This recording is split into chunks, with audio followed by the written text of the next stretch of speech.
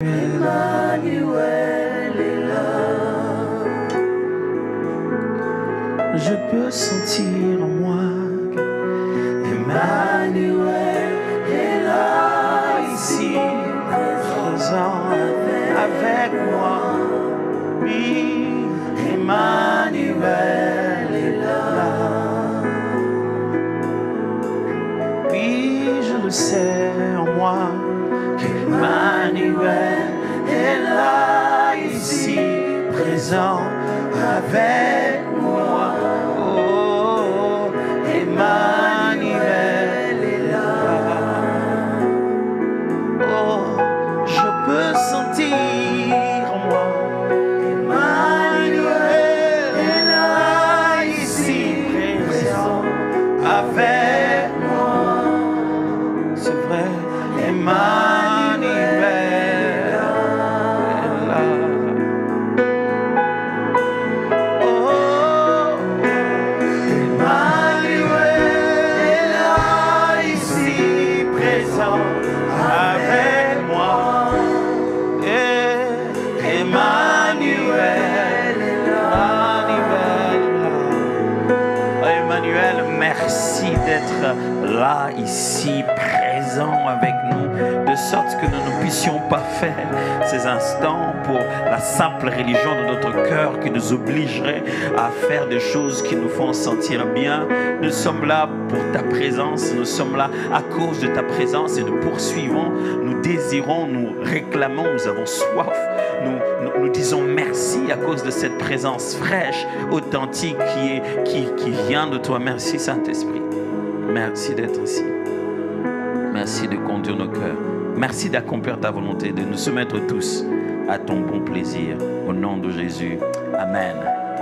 Amen.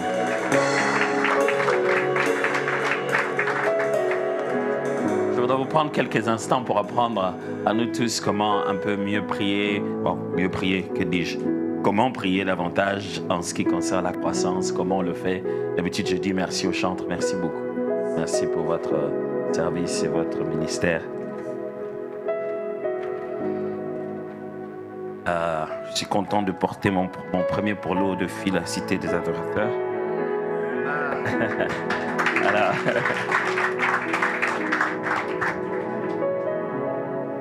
Alors, hier, en enseignement, j'ai commencé à montrer comment grandir spirituellement une église. Et j'ai montré les différents points obligatoires qu'on devrait traiter lorsqu'il s'agit de grandir spirituellement. Vous savez que le temps n'est pas suffisant pour que je mette à parler de chaque chose en détail, ok? Et donc, j'ai parlé là, je fais comprendre que lorsqu'on grandit spirituellement, hier, on était en train d'explorer ce qu'on appelle le processus, les processus justement de la croissance dans l'Église. Mais j'ai fait mention de certains domaines importants comme la prière, comme la spiritualité, la compréhension de certaines choses. Alors, la prière est vraiment la base de la croissance de l'Église. Dans le sens où, comme je vous l'ai dit, si la parole est la sémence, la prière est l'arrosage. Si ce qu'on enseigne, si ce qu'on explique, si le contexte dans lequel on met les gens, et tout cela c'est pour s'aimer quelque chose en eux, eh bien la prière c'est la façon d'arroser et Dieu fait grandir après. Alors, pour bouger une œuvre aussi pratique comme l'évangélisation, Dieu nous demande de prier d'abord. Il dit, demandez au Père d'envoyer. Il a dit, la moisson est grande et il y a peu d'ouvriers. Demandez au Père d'envoyer les ouvriers. Vous voyez, on prie, la prière ne va pas évangéliser en elle-même, mais la prière attire les évangélistes. La prière met sur chaque track, chaque évangéliste sur sa mission. La prière bouge les choses spirituellement. Elle prépare tous les climats de la manifestation. La prière, c'est vraiment, la réalité spirituelle des choses. Et c'est là que se passent les choses. En réalité, les choses se passent en esprit et dans la prière. Et la prière, c'est le moment où le domaine, le contexte dans lequel nous, chrétiens, nous exprimons notre conscience spirituelle.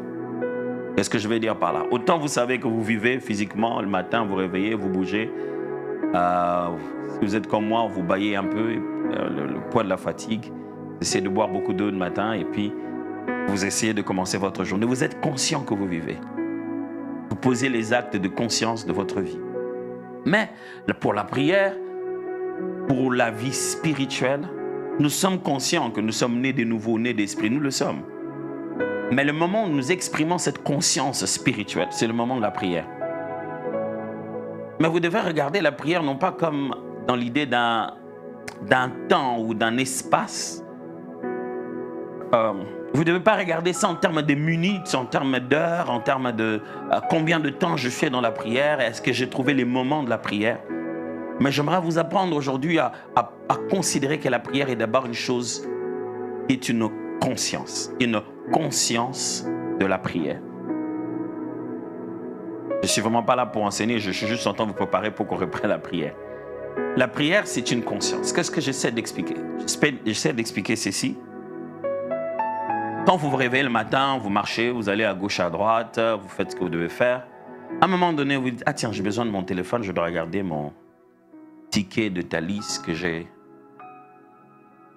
j'avais pris. Parce qu'à un moment donné, il y aura contrôle, je dois montrer mon QR code. Ce n'est pas comme si à chaque minute que vous êtes là, vous pensez à votre téléphone. Ce n'est pas comme si à chaque minute, vous savez que vous avez votre téléphone. À un moment d'ailleurs, vous oubliez ça, que vous avez votre téléphone. Jusqu'au moment où dans votre pensée, la conscience et le besoin du téléphone vous revient. Et vous dites, où est mon téléphone? N'est-ce pas? Où est-ce que je l'ai placé mon téléphone? Vous le cherchez. La prière, c'est un peu ça. C'est cette conscience, mais qui devient permanente. C'est-à-dire, à n'importe quel moment, tu es conscient que Dieu est disponible pour t'entendre et qu'une conversation peut commencer à n'importe quel moment. Et en fait, que la conversation ne s'arrête pas. Une chose qui affaiblit la prière à l'église, c'est le fait que les gens considèrent ça comme une connexion et une déconnexion. Ils se connectent à la prière et ils ont fini de prier. Quand vous comprenez que vous êtes né de nouveau et né d'esprit, vous comprendrez que vous ne finissez jamais de prier. En fait, on ne se déconnecte pas de la prière. Ce n'est pas parce qu'on a quitté l'assemblée, ce n'est pas parce qu'on a été à l'assemblée, on s'en est allé. On a fini, le culte est fini, la réunion collective est finie, mais la conversation avec Dieu, elle est permanente. Dieu est en nous, vit en nous à tout moment, et à tout moment, nous avons cette conversation. C'est pour ça qu'on appelle ça l'intimité. C'est-à-dire que, j'espère que vous allez comprendre ce que je vous explique. C'est-à-dire que depuis que vous avez reçu le Seigneur Jésus, votre soi-disant intimité a été perdue. Donc il n'existe pas un moment où vous êtes seul. Votre solitude est occupée. Un auteur aimait dire que la solitude d'un chrétien commence par deux. Il n'est jamais seul. À tout moment, Dieu est là. À partir de ce moment, la conversation peut s'entamer de n'importe quelle manière et à n'importe quel moment. C'est-à-dire, ce n'est pas quand vous allez vous agenouiller. Seigneur, maintenant, je te rends grâce, j'appelle ta présence. Oh non, non, rien à voir. On demeure dans la présence de Dieu par la conscience de sa personne à nos côtés. On n'a pas besoin d'une musique, on n'a pas besoin que ça chante pour qu'on commence à prier. Parce qu'on peut converser avec Dieu n'importe quand, à n'importe quel moment. On peut, pendant qu'on est en train de préparer la nourriture à la maison, à la cuisine, on parle avec Dieu. Si je vous dis certains des chants, par exemple, quel cantique par exemple?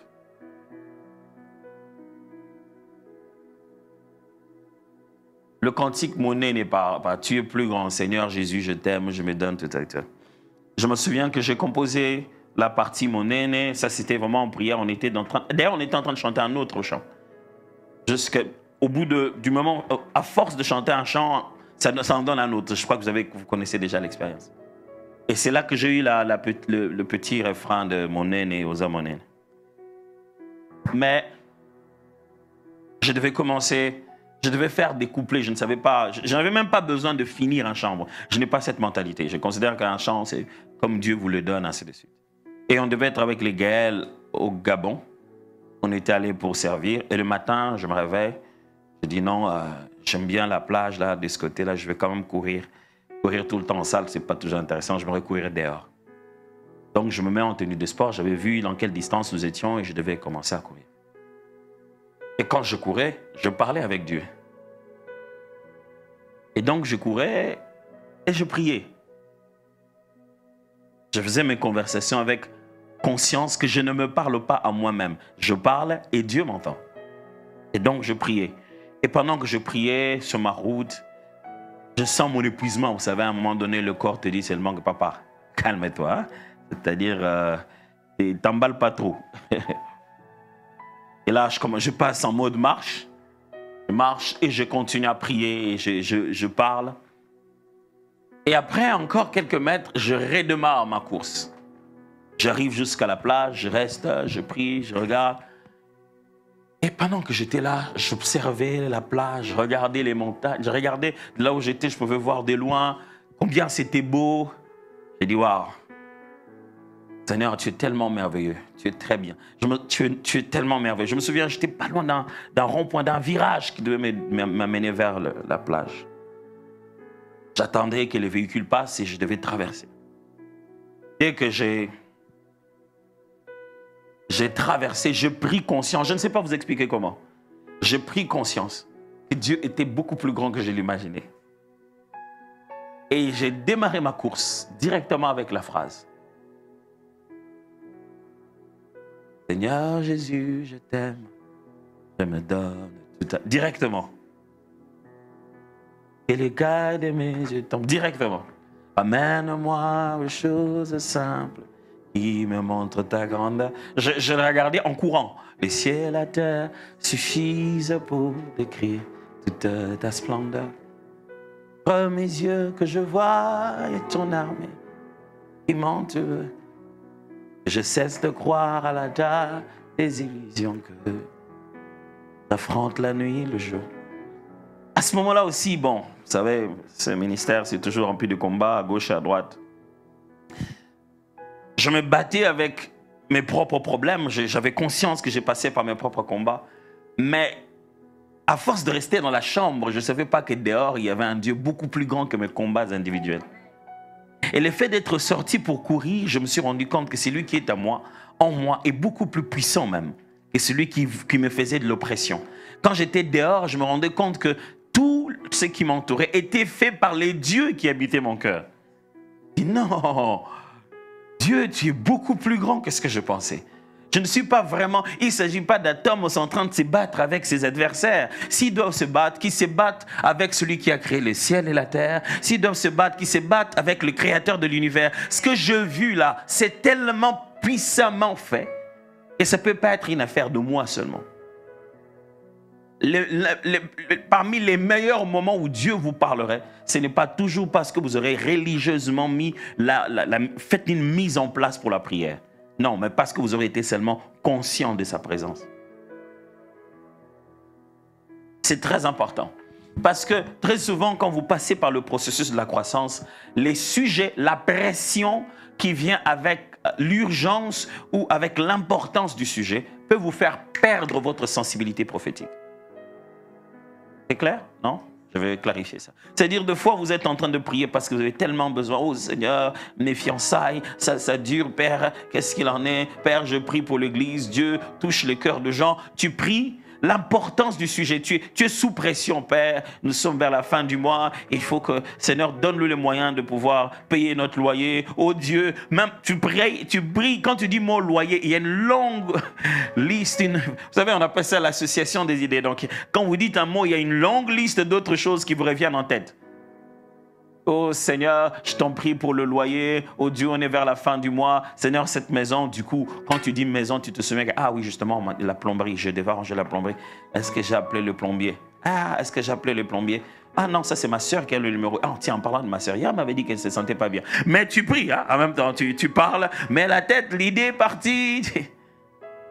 Et ça te dérange. Des fois, l'importance du sujet, la pertinence du sujet peut complètement te distraire sur ta capacité de recevoir dans la prière. Quand on parle de prière, mes amis, prenez la conscience de recevoir dans la prière, pas de donner seulement. En reste, il vaut mieux peu donner et beaucoup recevoir. Si peu donner vous coûte 2 heures, 3 heures, demandez-vous beaucoup recevoir vous coûterait combien? Si donc j'en ai passé 1 ou 2 heures d'écoute, je devrais passer les autres 22 heures 1 ou 2 heures de parler ou de donner ou de faire exprimer ma pensée, je vais passer les autres 22 heures qui restent de ma journée à percevoir, à recevoir, à écouter Dieu. À n'importe quel moment, dans une conversation, dans un échange, pendant qu'on parle, je peux reconnaître la volonté de Dieu. Mes amis, le monde dans lequel nous vivons est tellement sensible que vous ne devez pas attendre la nuit, dormir pour entendre Dieu. Vous ne devez pas attendre venir au culte pour que Dieu vous parle. Il doit être capable de, vous devez être capable de le comprendre à n'importe quel moment. En effet, Dieu parle et dans Job, c'est écrit tantôt d'une manière, tantôt d'une autre. Ça veut dire que Dieu ne parle pas seulement d'une seule. J'aime bien ce qu'il dit. Dieu parle cependant tantôt d'une manière, tantôt d'une autre. Quand vous parlez, quand nous parlons de combien de manières? Un être humain parle de combien de manières? Hein? Combien? Personne ne veut 4, par exemple. Langage corporel. Elle a dit, l'homme parle par le corps. Vous avez entendu ça? Elle a tout de suite intégré l'idée que le verbe parler ne signifie pas user de sa bouche, mais veut dire plutôt mettre sa pensée dans une technique de communication. Transférer sa pensée en le mettant dans des signes que l'autre peut lire. C'est ce que Job essaie de dire ici. Il ne veut pas seulement dire Dieu use des paroles d'une manière ou d'une autre. Il veut dire que Dieu communique, fait connaître sa pensée, nous fait savoir ce qu'il veut dans une manière ou dans une autre. Admettez que vous alliez au bureau du pasteur. Le pasteur Atom est déjà arrivé. Vous voulez déjà qu'on le fasse asseoir? Mais le pasteur était au téléphone, très sérieux, occupé. Il dit, pasteur, désolé, mais le pasteur est déjà arrivé. Est-ce qu'on le fait asseoir ou... Et puis le pasteur vous dit, il a dit quoi? Il a dit quoi? Le pasteur n'a rien dit. Est-ce que le pasteur a dit? Est-ce que le pasteur a usé de sa bouche pour parler? Est-ce que le pasteur a sorti le mot non? Est-ce que le pasteur a dit le mot pas maintenant?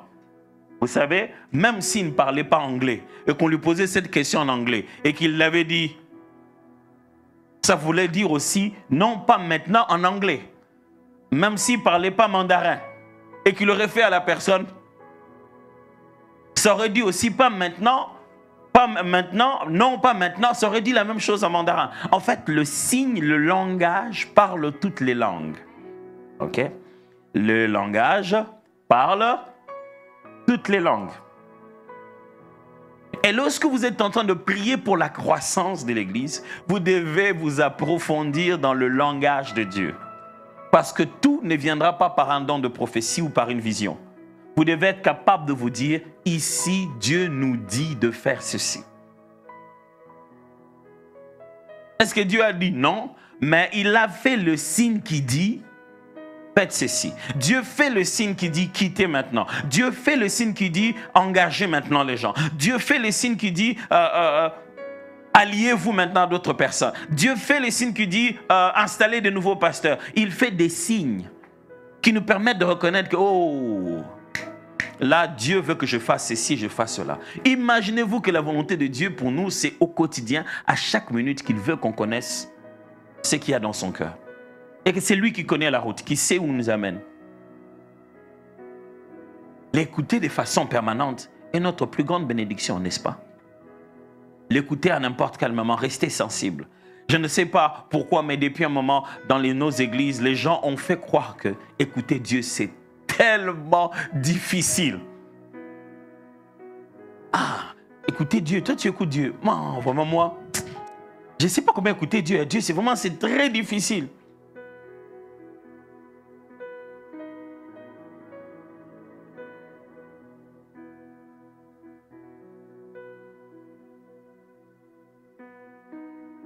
Pourtant, écouter Dieu, c'est très très facile. On est prêt à écouter Dieu qui nous a parlé pour devenir chrétien Dès que Dieu nous a parlé pour devenir chrétien, après, on ne le capte plus, il a un problème de réseau. On le capte après. On le capte le jour où on nous demande de prêcher et qu'il fallait prêcher une prédication et qu'à la dernière minute, ça a changé. Je voulais prêcher telle chose, mais le Seigneur m'a dit que je ne peux plus prêcher ça. Oh, waouh, tu captes bien le Seigneur. Hein? Mais après, dans d'autres choses, tu ne captes pas. Qu'est-ce qui se passe? Qu'est-ce qui fait qu'on n'écoute pas Dieu? Apprendre au peuple comment écouter Dieu, c'est se rassurer d'une bonne croissance.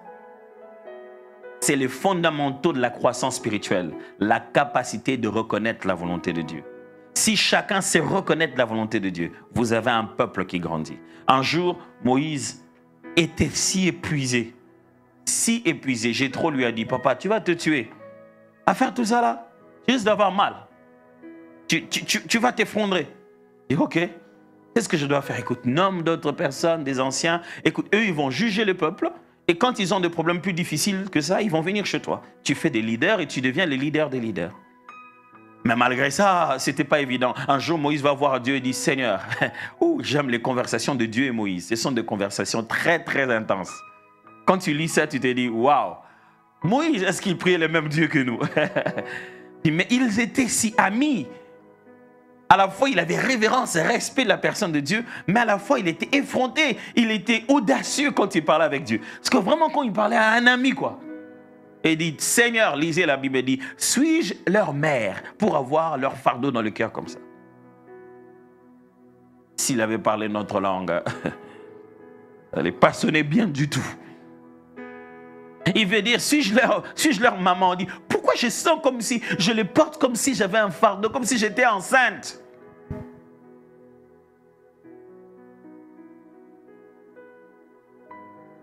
Et il dit, mais je n'arrive pas. Je ne peux pas porter leur fardeau comme ça. Alors Dieu lui dit, écoute, viens, je vais te dire un truc. Appelle tous les anciens qui viennent te rencontrer dans la tente. Et ce que je veux faire, je prendrai du fardeau qui est en toi, de l'esprit qui est en toi, et je le répandrai sur tous. Et la Bible dit que ce jour-là, pendant qu'ils étaient dans la tente, ils furent tous saisis. Ça, c'est une petite préfiguration de baptême de feu. Ils furent tous saisis. Et la Bible dit, quand l'Esprit est descendu sur eux, même ceux qui étaient retardataires, c'est-à-dire qu'ils n'étaient pas encore arrivés, mais ils étaient censés recevoir cette portion. Ils étaient encore chez eux, sous leur tente, que le même esprit s'est mis à les agiter là-bas. Parce qu'ils faisaient partie de la même chose. Mes amis, le fardeau de l'Église, je veux dire, le mouvement de la croissance de l'Assemblée, la maturation de l'Église, ne se passera pas si le fardeau n'est que sur Moïse, si l'esprit de Phila n'est que sur le pasteur. Et quelqu'un me suit? Si l'esprit de Phila n'est que sur le pasteur, ça ne marchera pas. Les responsabilités, ça ne suffit pas. Vous dire, toi tu es en charge de ceci, toi tu es en charge de cela, job description, fantastique. Non, ça ne suffira pas. Il faudrait que la chose qui fait que depuis qu'il est là, il est agité, il est derrière la caméra, puis il a couru là-bas, il est parti là-bas, c'est lui-même. Vous voyez ce qui lui fait agiter comme ça là? Ça doit agiter tout le monde. La conscience que si ça ne marche pas, c'est ma faute. C'est la faute de chacun maintenant prend cette conscience. La Bible dit ça saisit tout le monde.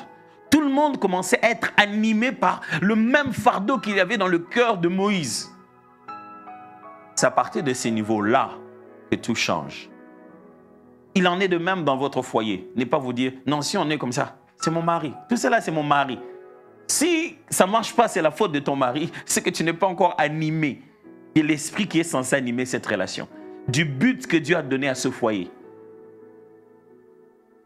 Si les parents, les enfants disent encore c'est la faute de papa et maman, ils ne sont pas encore animés de la mission que Dieu vous a donnée dans ce foyer. Et tout le jour, vous devez prier en vous disant, Seigneur, c'est que l'esprit qui est en moi et ce fardeau qui est en moi leur soit partagé, qu'ils soient animés exactement de ce même fardeau. Et comment ça se passe? Ça se passe juste qu'on amène tous dans la même tente, tout le monde dans la même tente, on se met à chanter des cantiques, on se met à glorifier Jésus, et dans l'adoration, eh ben, Dieu répand le même esprit sur chacun. C'est tout aussi facile que ça.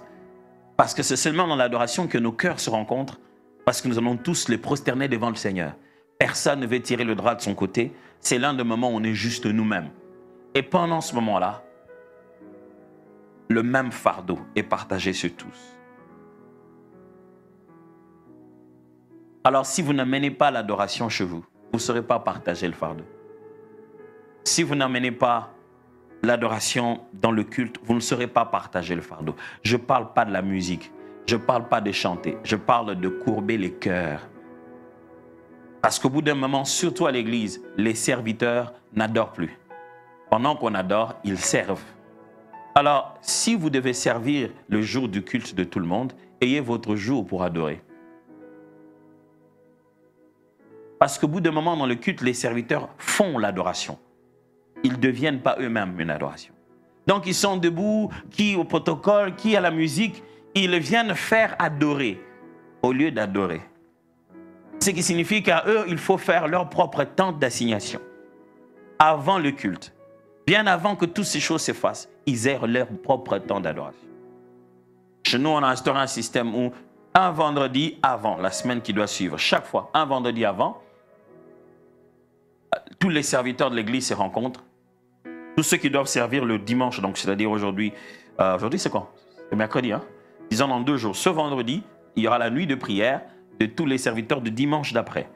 Le dimanche ici, tous les serviteurs de ce dimanche ici ont fait leur nuit de prière le vendredi d'avant. Le but, c'est qu'ils soient frais, ils soient capables. S'ils le font le même vendredi, ils risquent d'être un peu épuisés. Parce qu'on peut prier pour 2 ans, 4 ans, 20 ans. Dieu peut parler pour plus de 2000 ans avant. Si ton Dieu ne te parle qu'à la veille, je me demande qu'est-ce qu'il y a comme problème. Parce qu'on a su qu'il y aurait le sauveur de l'humanité depuis la Genèse. Alors, si tu pries pour que Dieu te parle, il peut te parler pour des centaines, des dizaines d'années. Donc, je ne pense pas qu'il faut qu'on soit sous pression pour que Dieu nous parle. OK? Ne laissez pas l'adrénaline vous concentrer. Apprenez à écouter Dieu. Parce que la peur nous concentre de fois. La poussée d'adrénaline, oh, c'est bientôt, là, là, là. Vous savez, c'est cette mémoire immédiate qu'on utilise quand l'examen est dans quelques temps. Hey, cette habitude de faire le devoir à la veille. C'est parce que tu te sens que tu es coincé. Si je ne fais pas ça maintenant, ça ne va pas marcher. Coince-toi toi-même 10 jours avant. Coince-toi toi-même 4 mois avant. Coince-toi toi-même 2 ans avant. Assieds-toi avec Dieu et dis, bon Seigneur, il faut qu'on clarifie un peu cette affaire. Où est-ce que tu m'amènes? Qu'est-ce que tu attends de moi? Jusqu'à quel niveau? Qu'est-ce que je dois donner aux autres? Est-ce que je suis vraiment appelé à donner ou je suis juste appelé à recevoir? Est-ce que c'est vraiment un appel ou bien c'est juste un fardeau? C'est moi-même qui me suis un peu zélé. Si c'est vraiment un appel, Seigneur, je veux voir des signes. Je sens que c'est un appel dans mon cœur. Mais c'est un appel jusqu'à quel niveau, hein, n'est-ce pas ma soeur? C'est cette question-là. C'est un appel jusqu'à quel niveau? Est-ce que je suis vraiment appelé à aider les autres? Est-ce que vraiment Dieu, tu m'as appelé? C'est juste que je le fais parce que je ressens un don ou c'est vraiment un appel? Dois-je me concentrer vraiment à ça, me dire que voilà, c'est Dieu qui m'a vraiment appelé à faire ça? Ou je fais ça ou je fais autre chose? C'est quoi un appel à l'intérieur de moi? Mais ça reste un appel. C'est-à-dire que ça reste un appel. Quand Dieu te met le fardeau d'être source de bénédiction pour les autres, ça reste un appel. Quand les autres veulent te consulter pour recevoir leurs orientations, ça reste un appel. Quand les gens te posent même des questions pour les choses que toi, tu n'as pas encore trouvé à 100% une solution, ça reste un appel. Ça reste que tu deviens une source de solution pour d'autres personnes. Ça demande une onction pour faire ça. Et le fait d'obtenir des résultats dans la vie des autres, sans en avoir encore obtenu pour toi-même, ça démontre que tu as une onction pour ça. Ça démontre que Dieu t'a appelé. Le fait que les autres passent des heures à te demander des conseils, que toi tu es là en train de les écouter, dis bon, maman, c'est pas grave de passer des heures au téléphone, dis bon, ok, écoute, on va prier, je vais te porter dans la prière. Ça reste un appel. Et quand on se concentre pour se dire, ok, Seigneur, je crois que j'ai accepté que c'est un appel. Je n'ai pas besoin de mettre un nom dessus.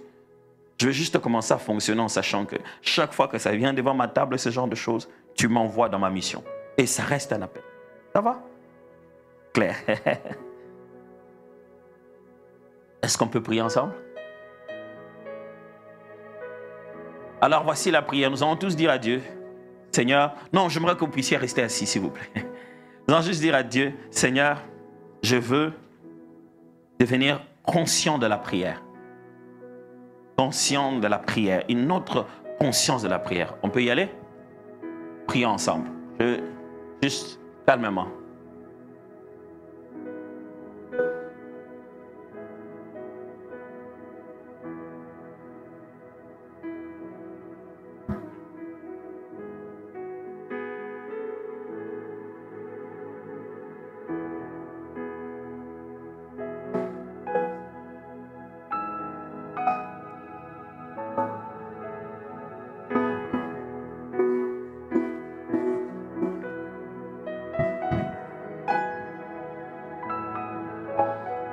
La prière, ce n'est pas un don spirituel que les uns ont, d'autres n'ont pas. La prière, c'est une culture, c'est une discipline qui se développe.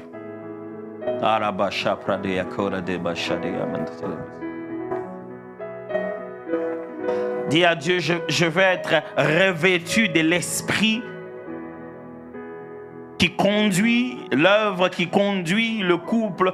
Il y a une pensée maîtresse. Il y a ce que tu veux que tous ceux qui sont dans ça aient dans leur cœur. C'est pas quelque chose qui me motive quand je suis dans le temple. Ça me motive à la maison. Ça dérange mes nuits. Ça dérange mes poches. Je ne pense qu'à ça. Je n'investis que pour ça. Je vais être animé comme ça dans le domaine pour lequel j'ai l'appel. Dis à Dieu, Seigneur, je veux être entraîné à la prière. Je vais être entraîné à la prière.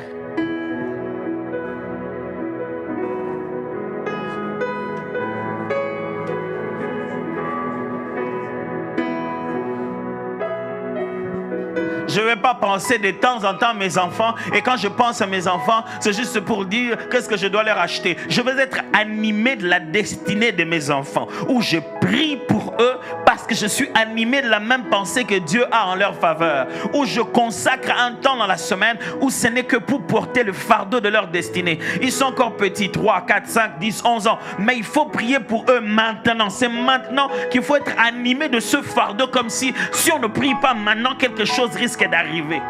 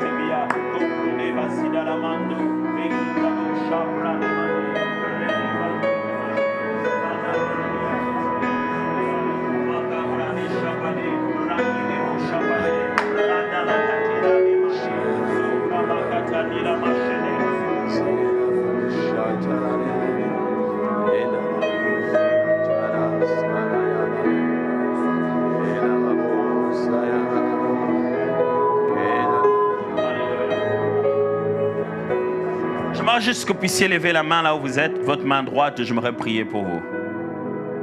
Père, merci pour l'esprit que tu répands sur chacun de nous ici.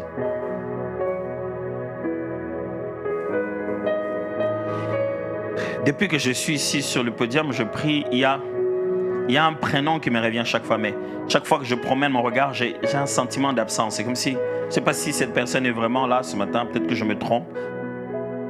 Mais il y a quelqu'un qui s'appelle Jessica ici, dans cette église. Est-ce qu'elle est là ce matin? Non, elle n'est pas là ici. Ouais, parce que j'avais un sentiment d'absence. Ok, j'aurai le temps, je préfère pas parler d'elle pendant qu'elle n'est pas là.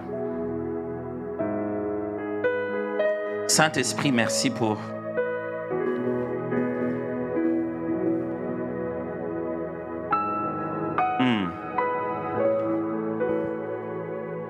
Seigneur, non seulement qu'on a donné nos louanges, notre adoration, il est temps de commencer à écouter et à percevoir ce que toi tu dis.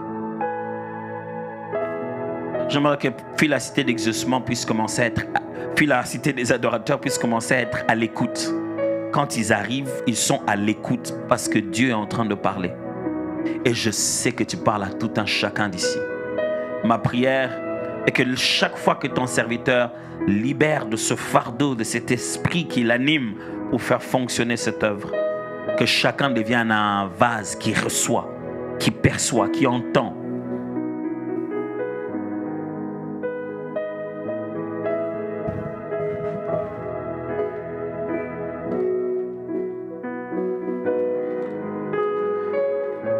Tu es plus grand que tout ce qu'on dit de toi. Vraiment grand. En gardant ta main levée, continue à chanter ce cantique.